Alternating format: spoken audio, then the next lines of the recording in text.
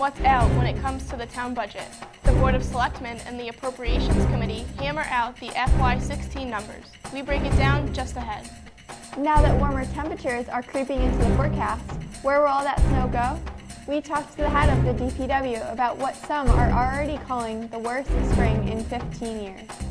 And students and staff spoon out spaghetti. It's all a part of the H2O for Life fundraiser at Birchland Park Middle School to help get clean water to a village in South Sudan. Those stories and much more just ahead on ELCAT News Update.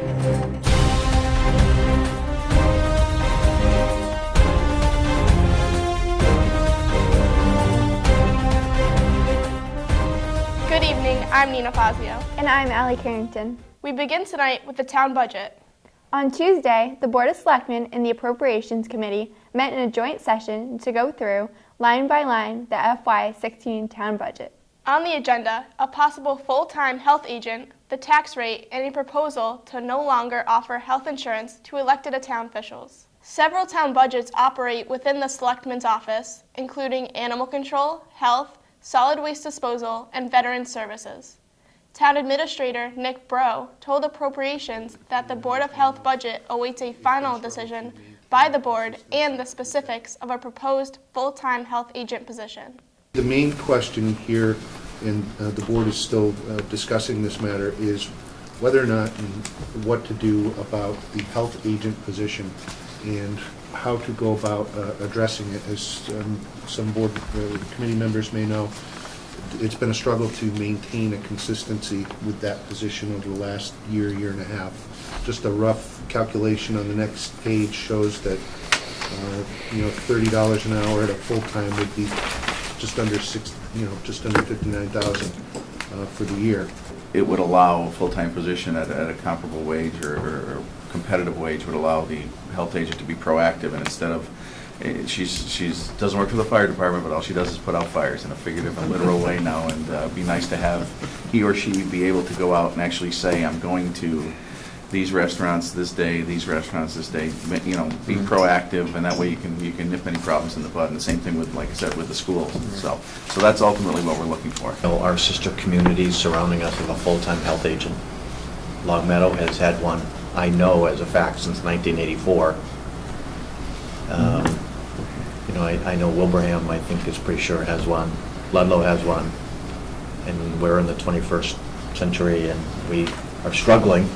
I listen to you struggle on keeping them because we don't pay enough and we don't have a full-time person. Bro also noted that the Veteran Services budget would increase due to the change in assessment formula, something that East Longmeadow participates in with other communities to share veteran services. EL, however, bears slightly over half the cost, and some veterans have been critical of the arrangement. Bro says the regional veterans agent will now keep regular office hours 2 days a week at the senior center. For the budget for the FY16 for the district, total budget's $59,833, and East Longmeadow's assessment is 55.7% of that, so it's $33,326. The other towns are Munson, Hampden, and Wales. And the way that the district calculates is it looks at the equalized value and determines what your percentage would be amongst all the 5 towns, and then assesses you that way. Do you think we're getting a bang for our buck? Do we know how many veterans we have, and are we serving them well? Well, I don't know exactly what the number is for the amount of veterans that we have in town, but going through the warrants every week, I do see that they are getting their services. I think by increasing the hours here and having a set day and time that they're going to be here, I think there may be more of an increase of participation to look out for services from him. The board also floated a proposal for the creation of a human resources department to centralize management of the town's labor issues. Appropriations member Russ Denver says it's something the committee has supported in the past, but it's been rejected by voters at town meeting. And I mean, we should just kind of remember that everyone but Sam was on the Appropriations Committee when we tried 2 years in a row to go to town meeting and get an HR director, and each time it failed. The proposal for an HR department, or HR department, that's what it is. I had at the last meeting had a discussion with the Board of Selectmen, about that, and I put together a rough proposal for an HR department and rough numbers, proposing that there would be one HR director and one full-time clerical at a cost of $120,000, which elicited some strange looks from the Board of Selectmen. But you know, that's just an estimated cost. So $120,000 is what I put down for that. So the proposal for the Human Resources Department, I guess my first thought when you said that is, it's now March 10th, and it's almost like, and this is an opening proposal, so is it your intention to flush that out over the course of this year and bring back a fully, cooked proposal for next budget year, or are you hoping to try to squish something in this for FY16? I guess I'm a little confused because it's kind of late in the process. I don't think we had intended to bring this up for this fiscal year. I mean, there's, in my opinion, we can tweak that because we already have a benefits coordinator, so we can do things where we don't need a full-time, 4 people in the office, but that's just my opinion. I mean, Nick's done a great job putting this together. I don't want to diminish what he's done, but in tight budget circumstances, I think there's ways we can do that at less, smaller dollar amount. But Moving on, Selectman Angela Thorpe detailed the board's vote Tuesday to place an article on the town meeting warrant. The warrant would change the premium contribution for health insurance offered to elected officials. If passed, the contribution rate would change from 30% to 100%. We have put through a warrant article, request for a warrant article, for it to increase to 100%. Does that need to go to the state legislature for passage? Yeah, and the steps are we would have to go to have a warrant first, and then after the warrant was approved, then it would go to our state legislators who have already been placed on notice and are willing to sign off on it. If passed at town meeting, Thorpe says the issue would be sent to the State House as a special act legislation. Next up, the Appropriations Chair Eric Madison went over the overall town budget and its impact on the town's tax rate. He presented a tentative budget scenario that would meet some of the needed growth expenses and contractual obligations for the FY16.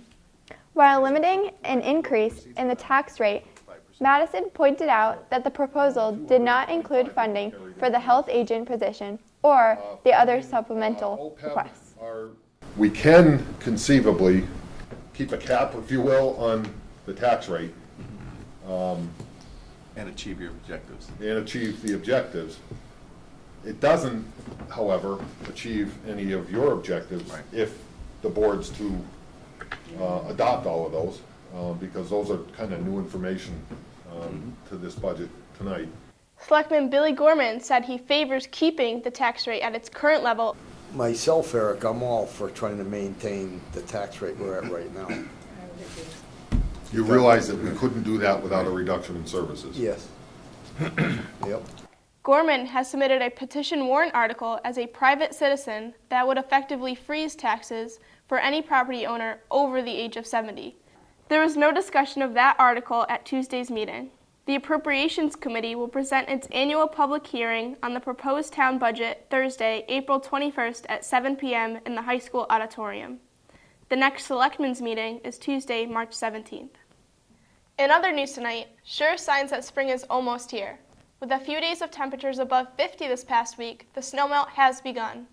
But the question is, with all the snow Western Mass has received this winter, where is it all going to go? The warmer temperatures are welcome, but town officials are concerned about high water tables and the rate of snowmelt. DPW Superintendent Robert Parent says how bad it might get all depends on Mother Nature. It depends on how quickly the snow melts. It also depends, well, within East Long Meadow, that's primarily how quickly it melts. In other communities that might be bordering the Connecticut River, but also a lot of it depends on how quickly the snow melts in other parts of the Northeast. But we're primarily impacted by local water bodies, so it's primarily the melting rate within the town of East Long Meadow primarily. If it's slow and steady, we shouldn't have any problems. If we have heavy rainstorms and snow melt occurring at the same time, we could have some problems. Experts say to prevent water from flooding into your basement, move snow away from the foundation of your house. They say moving it just 3 to 5 feet from the house will significantly reduce flooding problems.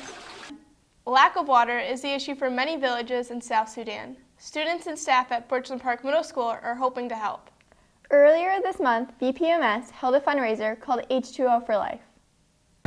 March 5th was a busy evening at Birchland Park Middle School as students and staff turned the cafeteria into a fine Italian restaurant. They staged a spaghetti dinner and basket raffle to raise money for the H2O for Life project.